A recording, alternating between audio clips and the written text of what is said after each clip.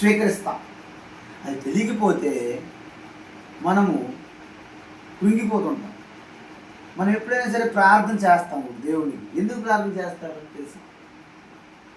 ప్రార్థన ఎందుకు చేస్తామంటే ఇక తప్పు ఒప్పులు, లాభ నష్టాలు, ఎటువంటి ఆలోచనలు, కోరికలు కూడా వేటి మీద కూడా నాకు ఇంకా కర్తృత్వం కానీ అధికారం కానీ అన్నిటి యొక్క రిజల్ట్ ఈశ్వరుడు సమర్పించడమే ప్రార్థన.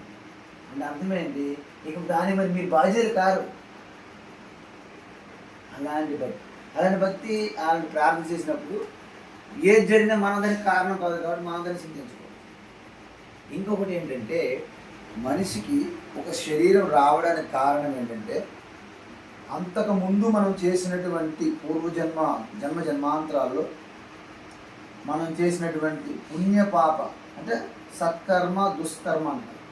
వాటి వలన అవ్యక్తంగా మన జీవి ఆత్మ ఖాతాలో ఉన్నటువంటి ఆ యొక్క కర్మ ఫలం ఏదైతే ఉందో సంచిత కర్మ అంటారు.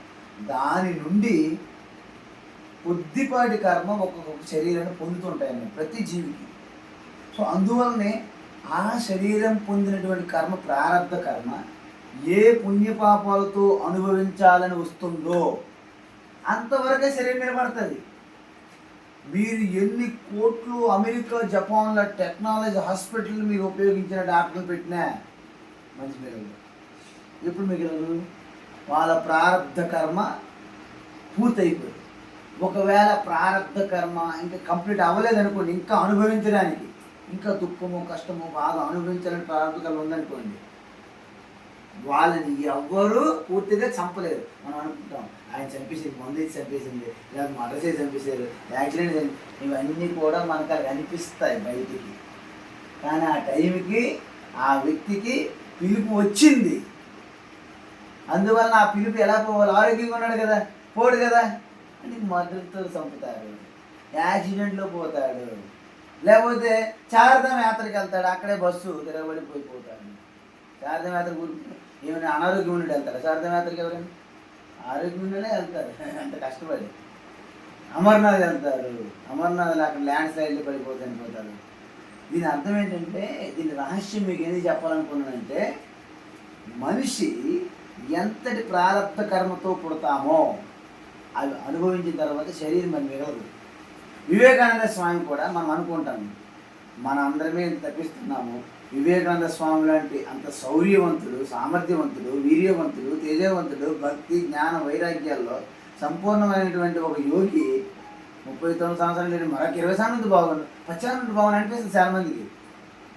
ఎందుకు ఆయన లేదంటే, ఆ శరీరంతో వచ్చి ఆయన ఎటువంటి సుఖము దుఃఖం అనుభవించాలి, ఏమి తెలుసుకోవాలి, ఏమి చెయ్యాలి అనే ఒక కర్తవ్య భావనతో, బాధ్యతతో వచ్చిన శరీరము ఆ 39 సంవత్సరాల 4 నెలల్లో ఎన్నో రోజులు, 42 రోజులు, ఎన్ని రోజులకి టైం అయిపోయింది కాబట్టి అది పడిపోయింది. మరి ఎవరు బాగు చేయరు.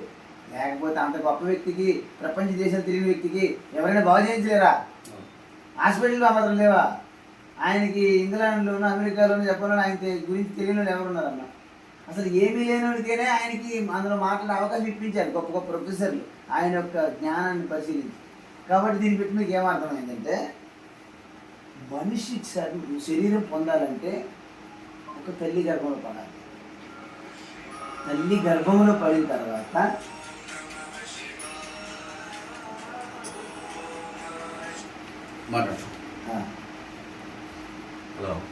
తల్లి గర్భంలో పడినప్పటి నుండి ఆ తల్లి గర్భంలోనే సుఖము దుఃఖం అనుభవిస్తుంటారు.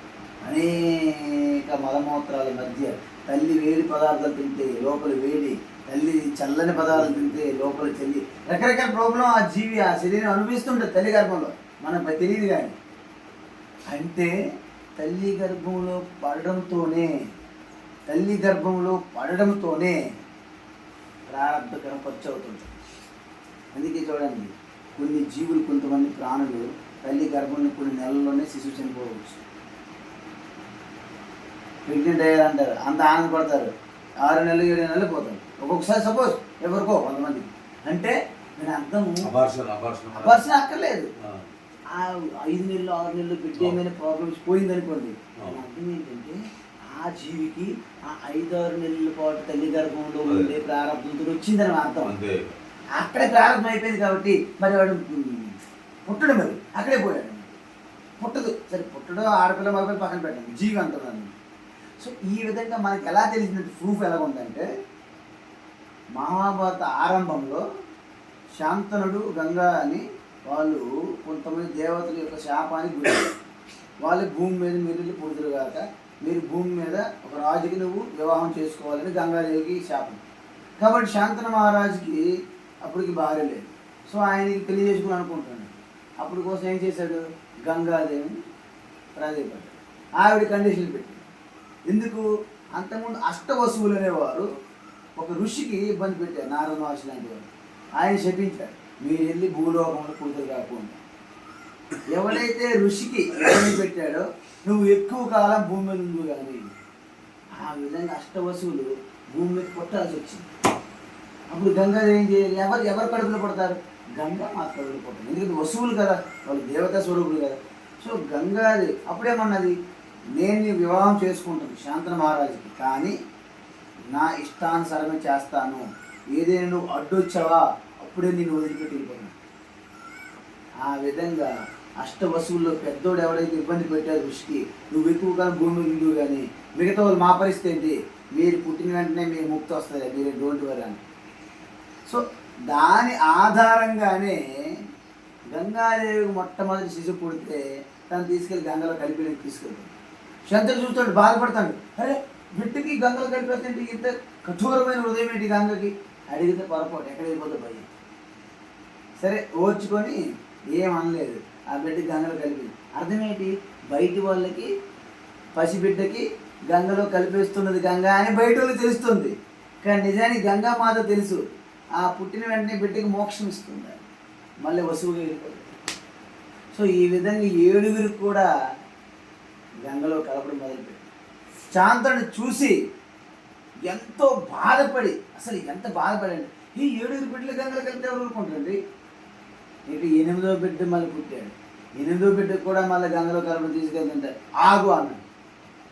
నువ్వు కండిషన్ ఫెయిల్ అయినావు అన్నది గంగ, నీ కండిషన్ ఫెయిల్ అయినా నాకు పర్వాలేదు, ఈ బిడ్డ మాత్రం ఇటు పని కలపలేమన్నాను.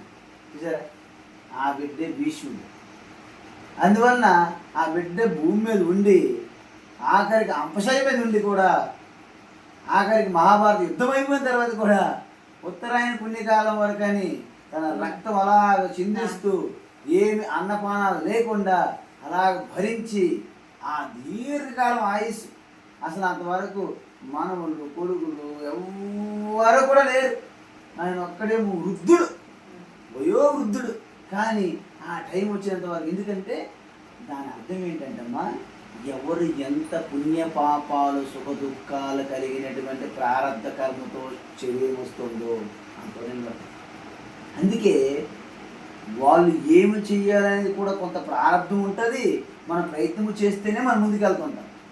ఈ కాలంలో పుణ్యం ఉన్నాం, ఆత్మతత్వం తెలుసుకోవచ్చు, తప్పులేదు, కానీ సన్యాసి అవ్వాలని ప్రారంభం ఉండాలి.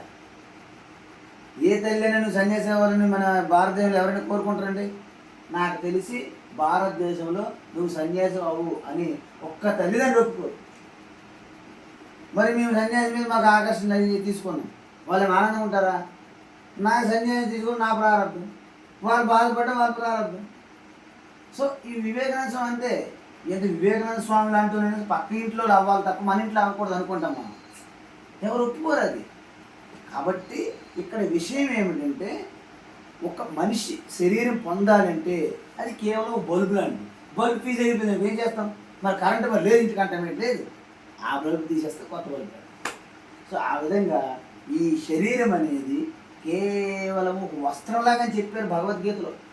ఏవి చెప్పాడండి ఆయన, వాసాంశ జీర్ణ అని యథా విహాయ, అంటే ఎలాగైతే చెరిగిన వస్త్రం మనం తీసేస్తామో, నూతన వస్త్రం ఎలాగైతే ధరిస్తామో, ఆ విధంగా ఈ ప్రారంధ కర్మతో పూర్తయినటువంటి శరీరం చెదిరిమై పడిపోతే ఆ లోపల ఉన్నటువంటి జీవాత్మ కొత్త శరీరం పొందింది ఆల్రెడీ. అంటే హరికృష్ణ అనే పేరుతో పిలువబడే ఆ యొక్క శరీరం అనేది ప్రారంధం పూర్తయింది కాబట్టి అది ఆగిపోయింది. మనం ఏమనుకుంటాము, నా బిడ్డ తల్లిదండ్రులు అనుకుంటాం. ఇదే విషయంలో అభిమన్యుడు మహాభారత యుద్ధంలో పద్మవ్యూహంలో మధ్యన చిక్కుకొని 6 యోధులు అభిమన్యుడు చంపేస్తారు. ఎవరా యోధులు? ద్రోణుడు, కర్ణుడు, దుర్యోధనుడు, అశ్వత్థామ, దుశ్శాసనుడు, వీళ్ళందరూ కలిపి ఒక ఏకమే చంపుతారు. అలాంటి కొడుకు 16 ఏళ్ళ ప్రాయం అర్జునుడు భరించడు. నేను ఇంక చనిపోతే నేను బ్రతకనని ఒకటే పట్టుపడతాను. అర్జున, నువ్వు భ్రమపడుతున్నావు, కావాలంటే నీ పెట్టి చూపెడతాను. సరే చూపెట్టాను. అప్పుడు శ్రీకృష్ణుడి యోగ మాయ ద్వారా అభిమన్యుడు ఎక్కడైతే వీరస్వర్గం పొందాడో అక్కడ అర్జునుడు తీసుకెళ్ళి చూపెట్టాడంట. అక్కడ అభిమన్యుడు హ్యాపీగా సింహాసనం మీద కూర్చొని అందరితో ఆనందంగా ఉన్నాడంట అభిమన్యుడు. అప్పుడు అర్జున, నీ కొడుకు అడుగు వెళ్ళాను. నాన్న రా వెళ్ళిపోతామంటాడు. ఎవరికి నాన్న? ఎవరు మీకు నాన్న అన్నాడు. అదేంటి, నువ్వు నాకు కొడుకు కదా. ఎప్పుడు నాకు మీ తండ్రి? ఏ జన్మలోనూ, ఏ శరీరానికి అని ప్రశ్నిస్తున్నాడంట అభిమన్యుడు. అంటే నీకు అర్థమవుతుందా? అభిమన్యుడికి ఆ అభిమన్యుడి జన్మలోనే అర్జునుడికి ఉంది. అనేక మార్లు పుట్టి చనిపోయిన అభిమన్యుడికి ఎంతమంది తల్లిదండ్రులు ఉంటారమ్మా? ఎంతమంది తల్లిదండ్రులు ఉంటారో చెప్పండి మీరు. కాబట్టి అప్పుడు అర్జునుడు అనుకుంటాట, కృష్ణ నాకు ఇప్పుడు అర్థమవుతుంది ఎంత మాయ, ఎంత మాయ. కాకపోతే ఈ శరీరం ఉన్నంత వరకే వీరి నాకు సంబంధం. ఈ శరీరం పంచభూతాలు కలిసిపోతే ఇంకేం సంబంధం ఉన్నాయండి? అయితే మీరు ఇది ఎక్కడ పూర్తి చనిపోయాడు? మనిషి ఎవడు చనిపోడు, శరీరం మాత్రం పోతాయి. ఎవరైతే మనం వ్యక్తిగా ఉన్నాడో ఆయన నిజానికి ఆత్మస్వరూపంగా ఆయన పుట్టుకోలేదు, మరణం లేదు, శాశ్వతుడు, శివస్వరూపమే. కానీ మనమేమనుకుంటాం, ఆ శివ అయినప్పటికీ శరీరం పొంది వచ్చినప్పుడు మనం వ్యక్తిగా భావిస్తాం. రాముడు సాక్షాత్ నారాయణుడే. కానీ రాముడు శరీరం పొందాడు కాబట్టి సీతమ్మ తల్లి అపహరించినప్పుడు రాముడు గగ్గోలు పెట్టి నీకు నేను బ్రతకను అని చెట్టులకి, పుట్టులకి, పక్షులకి, జంతువులకి ఏడ్చుకొని వెళ్ళి అడిగేవాడు సీతమ్మ గురించి. వాస్తవానికి నారాయణుడే. ఈ శరీరం పొందిన తర్వాత శరీరంతో ఐడెంటిఫికేషన్, అటాచ్మెంట్, తాదాత్మ్యం చెందినప్పుడు నేను శరీరానికి పరిమితమైన భావన మనకు కలిగిపోతుంది. ఇది మనం ఎంత చెప్తున్నా విన్నప్పుడు వినడానికి బాగానే ఉంటుంది. కానీ మన దగ్గరికి వచ్చేసరికి ఈ జ్ఞానం మనకు పనికిరాదు, సరిపోదనమాట. ఎంత చెప్తున్నా బలం సాధనమాట. దాన్ని జీర్ణించుకోవాలంటే సాధన, అది తపస్సు, దాని పేరు. అందుకే తపస్సు కలిగిన వ్యక్తులు దాన్ని అర్థం చేసుకుని తెలిసి జీవించగలుగుతారు. మామూలు వ్యక్తులు తెలుసుకున్నప్పటికీ తట్టుకోలేరు అనమాట.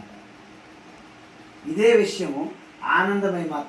ఆనందమయ మాత అనేది 4-5 సంవత్సరాల బాలిక. చిన్నప్పటి నుండే ఆవిడికి ఆత్మతత్వం స్పష్టంగా వచ్చిందనమాట. ఆనందమయ మాత బెంగాల్ చెందింది, పశ్చిమ బెంగాల్, కలకత్తా సైడ్. ఈవిడ కేరళ. ఆనందమయ మాత అంటే అమృతానందమయ కంటే చాలా పవర్ఫుల్ అని అర్థం. ఇప్పుడు నేను ఒక చిన్న ఉదాహరణ చెప్పేస్తా, అది కంపేర్ చేయలో లేదు నాకు తెలియదు.